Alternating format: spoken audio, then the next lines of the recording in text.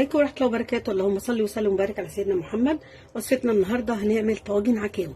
طاجن عكاوي زي اللي احنا بناكله في المحلات بطريقة حلوة وسهلة وبسيطة. العكوة احنا بنجيبها من الجزار، بيبقى مقطعها يا جماعة، اللي هي العكوة اللي عشان تبقوا عارفين ديل العجل، اللي هي بتبقى مقطعها كده كلها كده مكعبات. اول خطوة هنعملها عشان ناكلها زي الزبدة كده ونقول الله دي مستوية ومهرية كده، ان احنا هنسلقها. انا حطيت الميه بتاعتي غليت كده على البوتاجاز، هحط لها تعتبر البوكيه جرنيه بتاعها بصلايه كده، طماطمايه، جزرايه، واحدتين ورق لورا وكده، بسم الله ما شاء الله. وننزل بالعكاوي بتاعتنا اهي كده.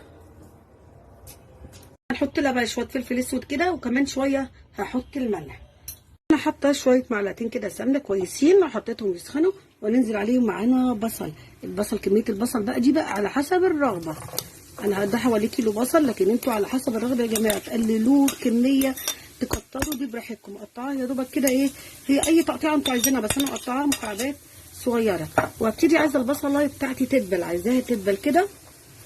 الطماطم بتاعتنا بس البصل قبل ما نحط الطماطم كده. البصله بتاعتنا دبلت، شايفين، قعدت اقلب فيها لحد ما دبلت. اول ما ابتدت تاخد لون هنزل عليها. دي كميه الطماطم بتاعتي، وكميه الطماطم زي ما انا قلت لكم على حسب ما انتوا حابين، يعني تكتروا تقللوا. يعني انا حاطه برده حوالي اقل من كيلو طماطم مقطعاها كارون مكعبات صغيره، وده قرن فلفل حار، ده على حسب الرغبه برده. واقلب بقى ده مع بعضه لحد ما الطماطم تدبل. لو حسيت ان هي لسه ما استوتش هزودها شويه ميه.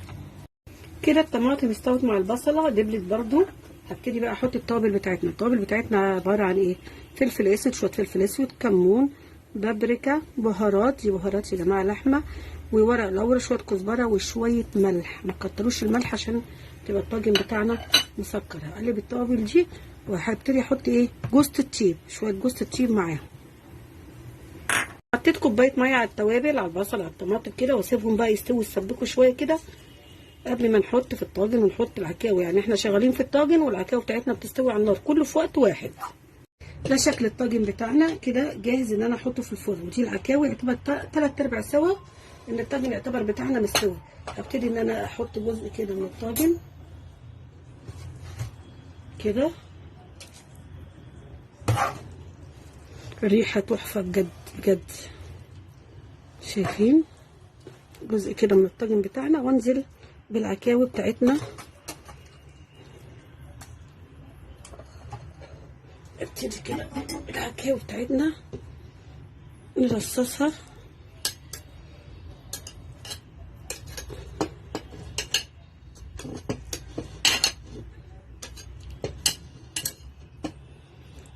العكاوي بقى بالشوربه بتاعتها ديت.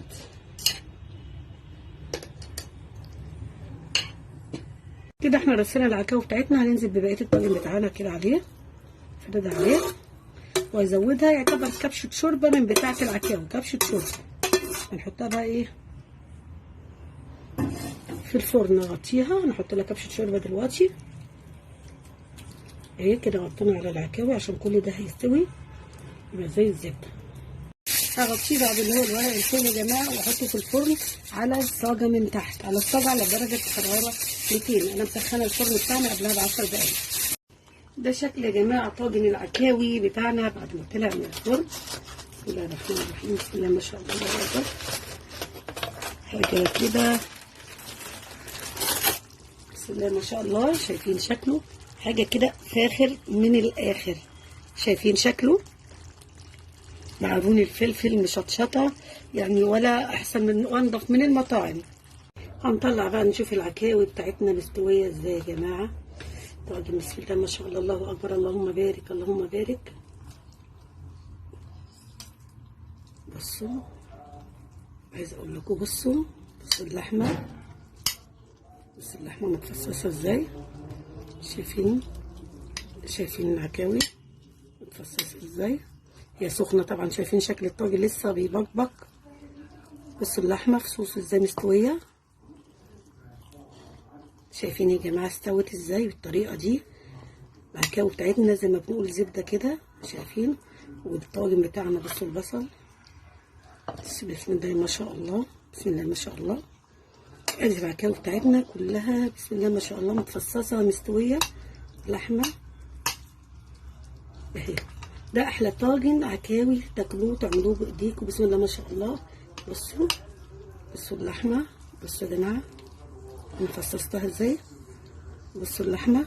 انا عامله طبعا جنبيه رز بشعريه، جنبيه رز بشعريه، واحلى اكله طاجن بالعكاوي مع رز بشعريه.